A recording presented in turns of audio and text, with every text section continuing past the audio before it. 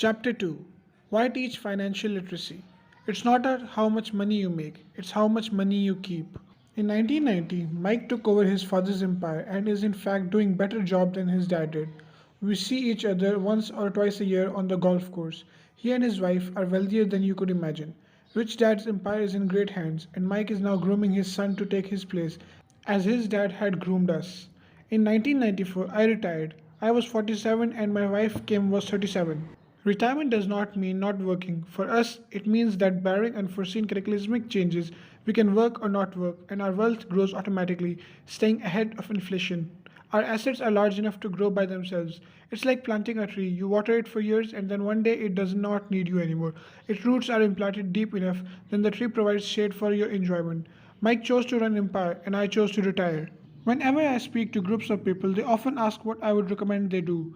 How do I get started? Is there a book you would recommend? What should I do to prepare my children? What is your secret to success? How do I make millions?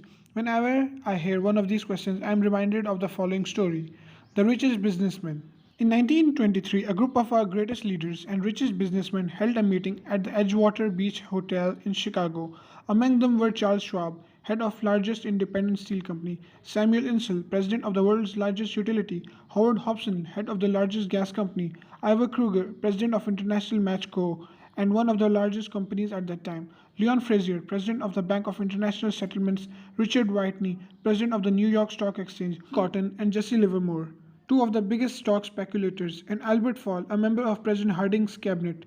25 years later, 9 of these titans ended their lives as follows. Schwab died penniless after living for 5 years of borrowed money. Insull died broke into a foreign land, and Kruger and Cotton also died broke. Hobson went insane. Whitney and Albert Fall were released from prison, and Fraser Livermore committed suicide. I doubt if anyone can say what really happened to these men. If you look at the date 1923, it was just before the 1929 market crash and the Great Depression, which I suspect had a greater impact on these men and their lives. The point is this: today we live in times of greater and faster changes than these men did. I suspect there will be many booms and busts in the coming years that will parallel ups and downs of these men face. I am concerned that too many people are too focused on money and not their greatest wealth, their education. If people are prepared to be flexible, keep an open mind, and learn, they will grow richer and richer despite tough changes. If they think money will solve problems, they will have a rough ride. Intelligence solves problems and produces money. Money without financial intelligence is money soon gone. Most people fail to realize that in life it's not how much money you make, it's how much money you keep.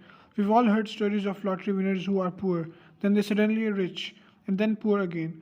They win millions, yet are soon back to where they started. Or stories of professional athletes who are at the age of 24 earning millions, but are sleeping under a bridge 10 years later. I remember a story of a young basketball player who a year ago had millions. Today, at just 29, he claims his friend's attorney and accountant took his money and he was forced to work at a car wash for minimum wage.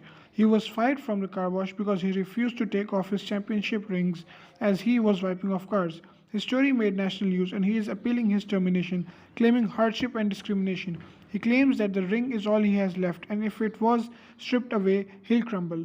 I know so many people who became instant millionaires, and while I am glad some people have become richer and richer, I caution them that in long run it's not how much money you make, it's how much money you keep and for how many generations you keep it. So when people ask where do I get started or tell me how to get rich quick, they often are greatly disappointed with my answer. I simply say to them what my rich dad said to me when I was a little kid: if you want to be rich, you need to be financially literate. Idea was drummed into my head every time we were together.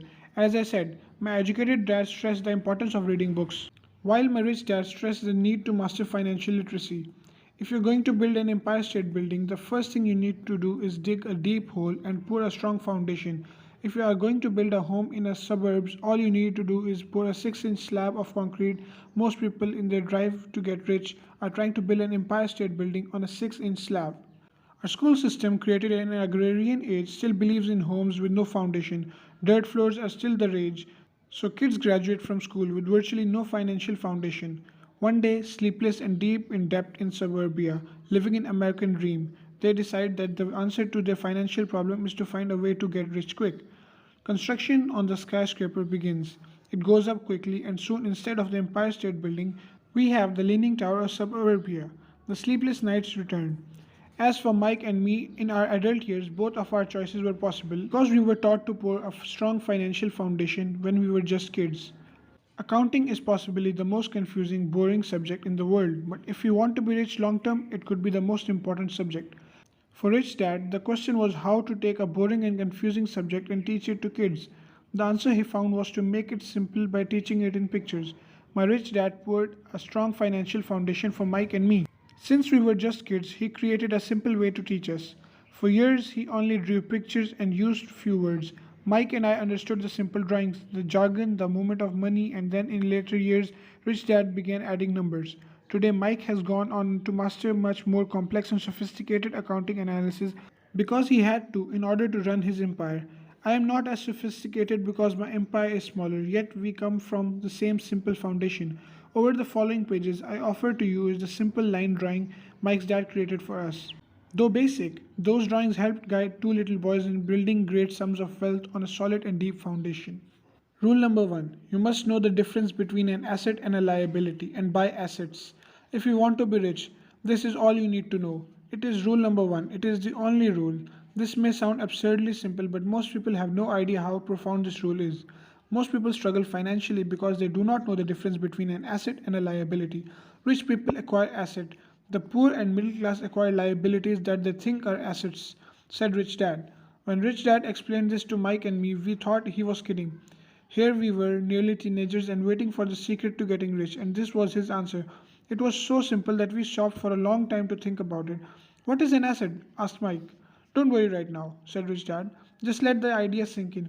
If you can comprehend their simplicity, your life will have a plan and be financially easy. It is simple, that is why this idea is missed.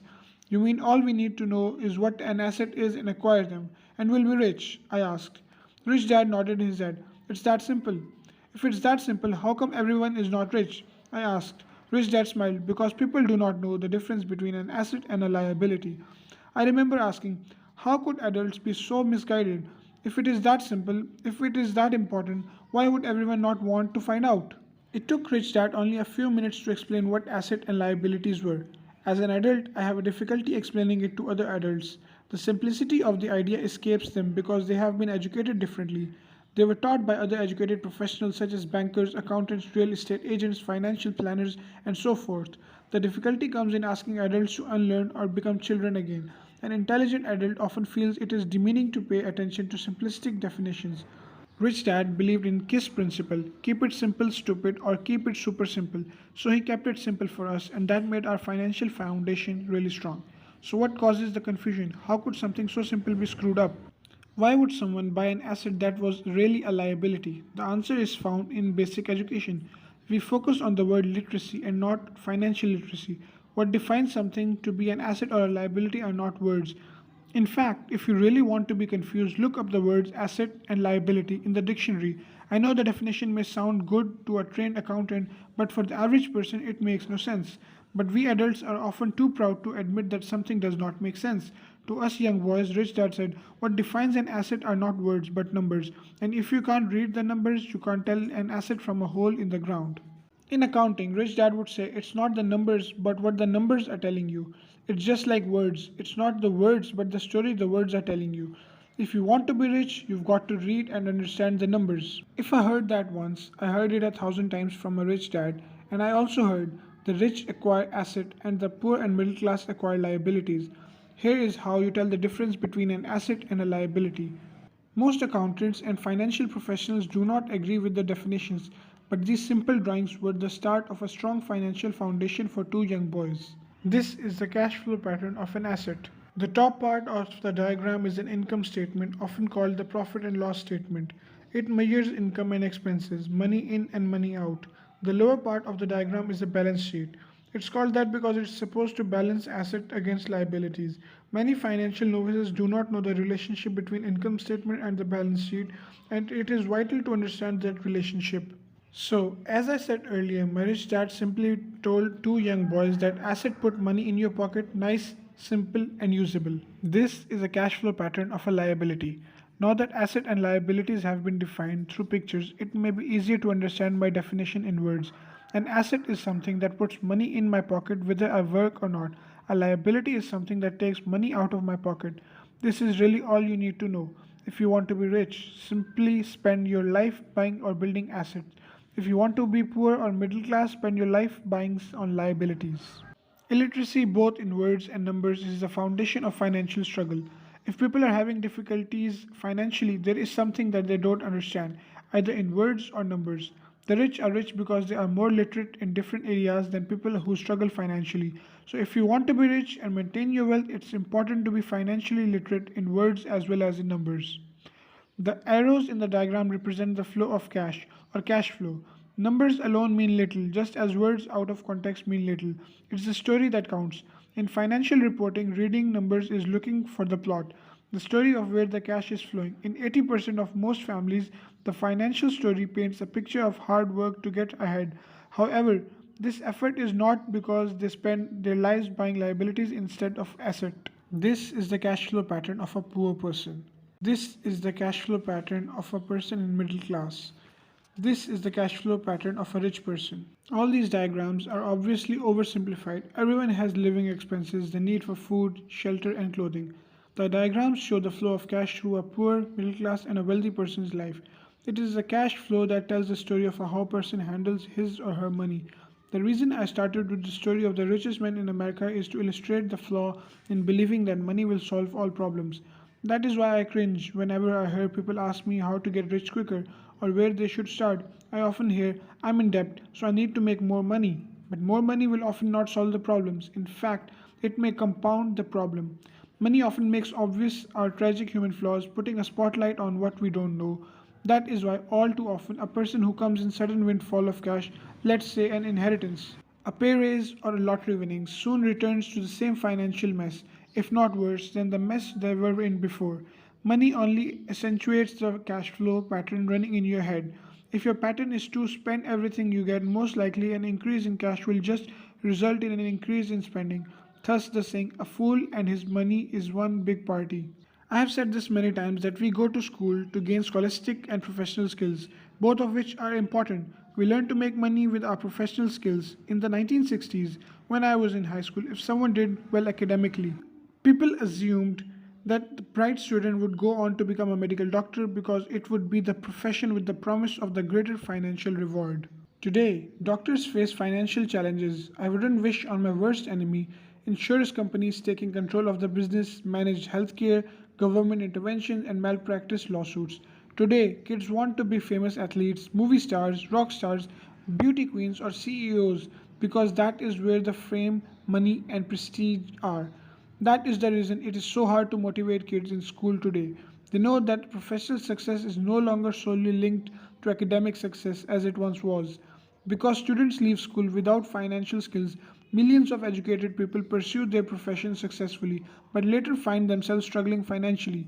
They work harder but don't get ahead. What is missing from their education is not how to make money, but how to manage money. It's called financial aptitude. What you do with the money once you make it, how to keep people from taking it from you, and how to keep it longer, and how to make money work hard for you. Most people don't understand why they struggle financially because they don't understand cash flow. A person can be highly educated, professionally successful, and financially illiterate. These people often work harder than they need to because they learned how to work hard, but not how to have their money work hard for them. How the quest for financial dream turns into a financial nightmare. The classic story of a hard-working people has a set pattern. Recently married, the happy, highly educated young couple now share a cramped rented apartment. Immediately, they realize that they are saving money because two can live as cheaply as one.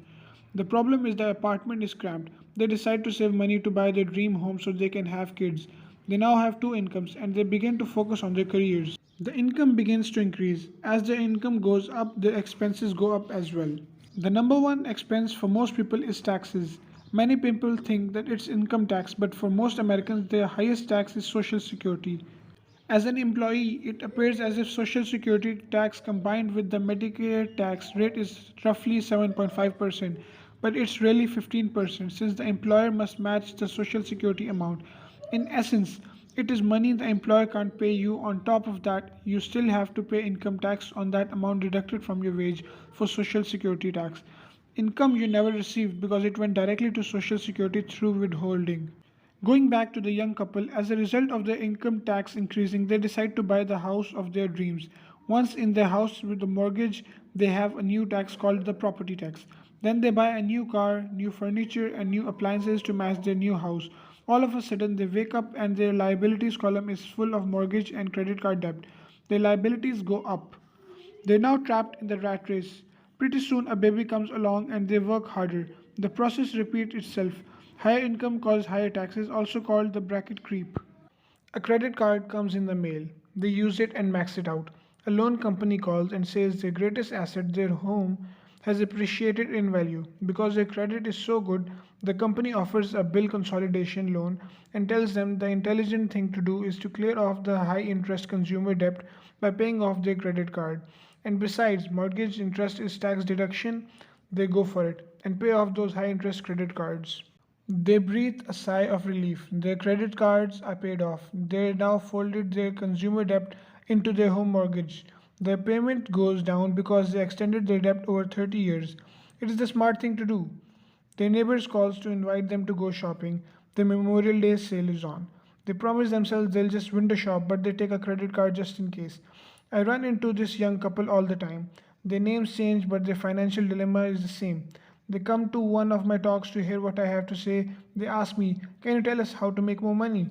They don't understand that trouble is really how they choose to spend the money they have. It is caused by the financial illiteracy and not understanding the difference between an asset and a liability. More money seldom solves someone's money problems. Intelligence solves problems. There is a saying a friend of mine uses over and over to people in debt. If you find you have dug yourself into a hole, stop digging. As a child, my dad often told us the Japanese were aware of three powers: the power of sword, the jewel, and the mirror. The sword symbolizes the power of weapons. America has spent trillions of dollars on weapons, and because of this, there is a powerful military presence in the world. The jewel symbolizes the power of money. There is some degree of truth to the saying. Remember the golden rule: he who has the gold makes the rules. The mirror symbolizes the power of self knowledge. This self knowledge, according to Japanese legend, was the most treasured of the three. All too often, the poor and the middle class allow the power of money to control them by simply getting up and working harder, failing to ask themselves if what they do makes sense. They shoot themselves in the foot as they leave for work every morning. By not fully understanding money, the vast majority of people allow its awesome power to control them. If they used the power of in the mirror, they would have asked themselves, does this make sense? All too often, instead of trusting their inner wisdom, the genius inside, most people follow the crowd. They do things because everybody else does them. They conform rather than the question. Often they mindlessly repeat what they have been told. Diversify. Your home is an asset. Your home is your biggest investment. You get a tax break for going into greater debt. Get a safe job. Don't make mistakes. Don't take risks. It is said that the fear of public speaking is a fear greater than death for most people. According to psychiatrists, the fear of public speaking is caused by the fear of ostracism, the fear of standing out, the fear of criticism, the fear of ridicule, and the fear of being an outcast. The fear of being different prevents most people from seeking new ways to solve their problems. That is why my educated dad said the Japanese valued the power of the mirror the most, for it is only when we look into it that we find the truth. Fear is the main reason that people say play it safe. That goes for anything, be it sports, relationships, careers, or money. It is the same fear, the fear of ostracism, that causes people to conform to and not question commonly accepted opinions or popular trends. Your home is an asset. Get a bill consolidation loan and get out of debt. Work harder. It is a promotion. Someday I'll be a vice president. Save money. When I get a raise, I'll buy us a bigger house. Mutual funds are safe. Many financial problems are caused by trying to keep up with the Joneses. Occasionally, we all need to look into the mirror and be true to our inner wisdom rather than our fears. By the time Mike and I were 16-year-old, we began to have problems in school.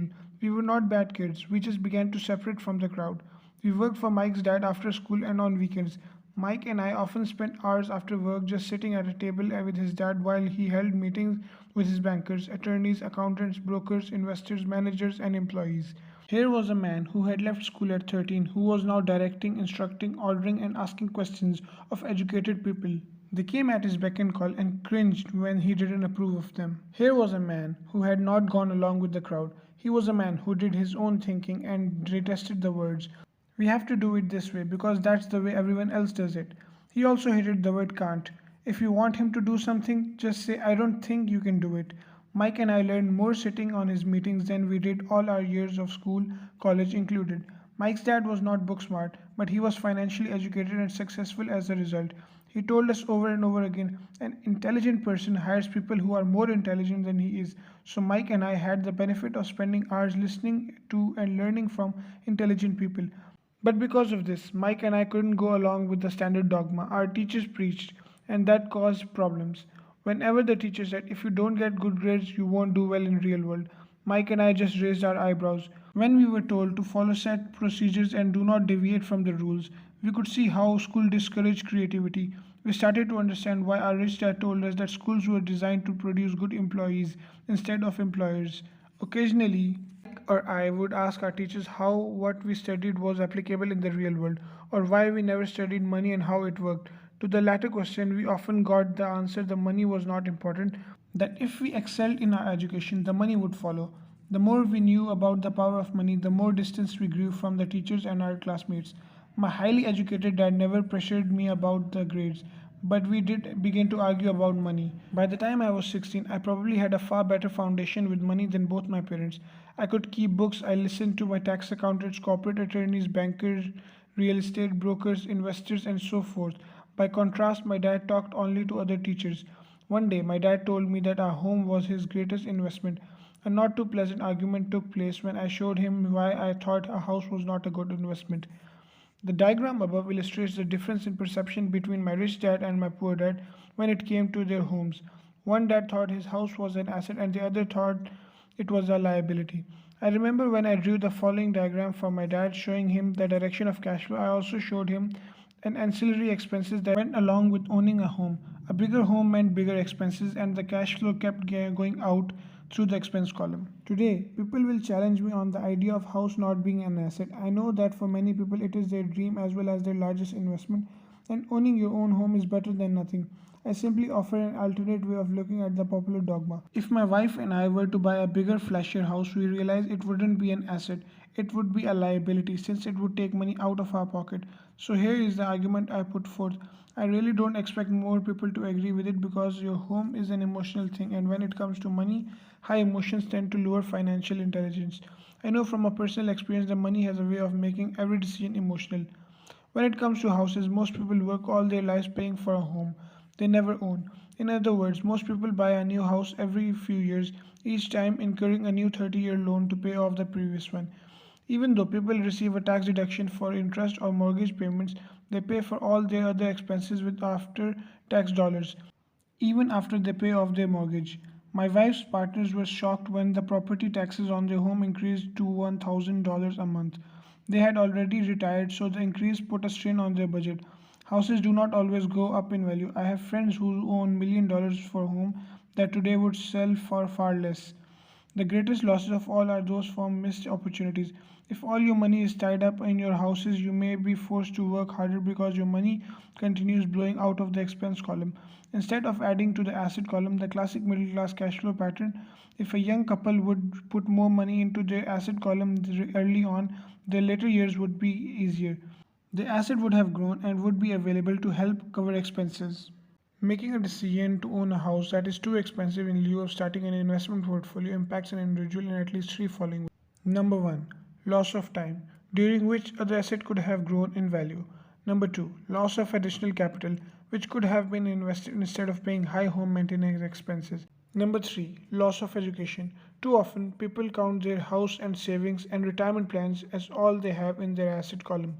Because they have no money to invest, they simply don't invest. This costs them investment experience. Most never become what the investment world calls a sophisticated investor, and the best investments are usually first sold to sophisticated investors, who then turn around and sell them to the people playing it safe. I am not saying don't buy a house. What I'm saying is that you should understand the difference between an asset and a liability. When I want a bigger house, I first buy assets that will generate the cash flow to pay for the house. My educated dad's personal financial statement best demonstrates the life someone caught in the rat race. His expenses match his income, never allowing him enough left over to invest in assets. As a result, his liabilities are larger than his assets. In the illustration below, the left shows my poor dad's income statement. It is worth 1,000 words. It shows that his income expenses are equal while the liabilities are larger than his assets. My rich dad's personal financial statement on the right reflect the results of life dedicated to investing and minimizing liabilities. Why the rich get richer. A review of my rich dad's financial statement shows why the rich get richer. The asset column generates more than enough income to cover expenses, with the balance reinvested to the asset column. The asset column continues to grow and therefore the income it produces grows with it. The result is that the rich get richer. Why the middle class struggles? The middle class finds itself in a constant state of financial struggle. Their primary income is through their salaries. As their wages increase, so do their taxes. Their expenses tend to increase in proportion to their salary increases, hence the phrase the rat race. They treat their home as their primary asset instead of investing in income producing assets. This pattern of treating your home as an investment and the philosophy that a pay raise means you can buy a larger home or spend more is the foundation of today's debt-ridden society. Increased spending throws families into greater debt, into more financial uncertainty, even though they may be advancing in their jobs and receiving pay raises. This is a high-risk living caused by weak financial education. The massive loss of job in recent time proves how shaky the middle class really is financially. Company pension plans are being replaced by 401k plans. Social Security is obviously in trouble and can't be relied upon as a source of retirement. Panic has set for the middle class. Today, mutual funds are popular because they supposedly represent safety. Average mutual fund buyers are too busy working to pay taxes and mortgages, save for their children college and pay off credit cards. They do not have time to study investing, so they rely on the expertise of the manager of mutual fund. Also, because the mutual fund includes many different types of investments, they feel their money is safer because it is diversified. This educated middle class subscribes to the dogma put out by mutual fund brokers and financial planners: play it safe, avoid risk. The real tragedy is that the lack of early financial education is what creates the risk faced by average middle class people. The reason they have played it safe because their financial positions are tenuous at the best. Their balance sheets are not balanced. Instead, they are loaded with liabilities and have no real assets that generate income. Typically, their only source of income is their paycheck. Their livelihood becomes entirely dependent on their employers. So when genuine deals of lifetime come along, these people can't take advantage of them because they are working so hard, are taxed to the max, and are loaded with debt. As I said at the start of this section, the most important rule is to know the difference between an asset and a liability. Once you understand the difference, concentrate your efforts on buying income generating assets. That's the best way to get started on a path to become rich. Keep doing that and your asset column will grow. Liabilities and expenses down so more money is available to continue pouring into the asset column. Soon the asset base will be so deep that you can afford to look at more speculative investments. Investments that may have returns of 100% to an infinity. $5,000 investments that are soon turned into 1 million or more. Investments that middle class calls too risky. The investment is not risky for the financially literate. If you do what the masses do, you get the following picture. As an employee who is also a homeowner, your working efforts are generally as follows. Number one, you work for the company. Employees make their business's owner or the shareholders rich, not themselves. Your efforts and success will help provide for the owner's success and retirement. Number two, you work for the government. The government takes its share from your paycheck before you even see it. By working harder, you simply increase the amount of taxes taken by the government. Most people work from January to May just for the government. Number three, you work for the book. After taxes, your next largest expense is usually your mortgage and your credit card debt. The problem with simply working harder is that each of these three levels take a greater share of your increased efforts. You need to learn how to have your increased efforts benefit you and your family directly. Once you have decided to concentrate on minding your own business, focusing your efforts on acquiring assets instead of a bigger paycheck. How do you set your goals? Most people must keep their job and rely on their wages to fund their acquisition of assets. As their assets grow, how do they measure the extent of their success? When does someone know that they are rich, that they have the wealth? As well as having my own definition for assets and liabilities, I also have my own definition for wealth. Actually, I borrowed it from a man named R. Buckminster Fuller. Some call him a quack and others call him a genius. Years ago, he got architects buzzing because he applied for a patent for something called a geodesic dome. But in the application, Fuller also said something about wealth. It was pretty confusing at first, but after reading it, it began to make some sense. Wealth is a person's ability to survive so many number of days forward, or if I stopped working today, how long could I survive? Unlike net worth, which is difference between your assets and liabilities and is often filled with person's expensive junk and opinion of what things are worth, this definition creates the possibility for developing a truly accurate measurement. I could now measure and know where I can, in terms of my goal, become financially independent. Although net worth often includes non-cash producing assets like stuff you bought that now sits in your garage, wealth measures how much money your money is making and therefore your financial survivability. Wealth is the measure of the cash flow from the asset column compared to the expense column. Let's use example. Let's say I have cash flow from my asset column of $1,000 a month and I have monthly expenses of $2,000 a month. What is my wealth? Let's go back to Buckminster Fuller's definition. Using his definition, how many days forward can I survive? Assuming a 30-day month, I have enough cash flow for half a month. When I achieve $2,000 a month cash flow from my assets, then I will be wealthy. So while I'm not rich yet, I am wealthy. I now have income generated from assets each month that fully cover my month expenses. If I want to increase my expenses, I first must increase my cash flow to maintain this level of wealth. Also, note that it is no point I am no longer dependent on my wages. I have focused on and been successful in building an asset column that has made me financially independent. If I quit my job today, I would be able to cover my monthly expenses with the cash flow from my assets. My next goal would be to have excess cash flow from my asset reinvested into the asset column. The more money that goes into my asset column, the more my asset column grows. The more my asset grows, the more cash flow grows. And as long as I keep my expenses less than the cash flow from the assets, I grow richer with more and more income from sources other than my physical labor. As this reinvestment process continues, I am well on my way to become rich. Just remember this simple observation. The rich buy assets, the poor only have expenses, the middle class buy liabilities they think they are assets. So, how do I start minding my own business? What is the answer? Listen to the founder of McDonald's in the next chapter.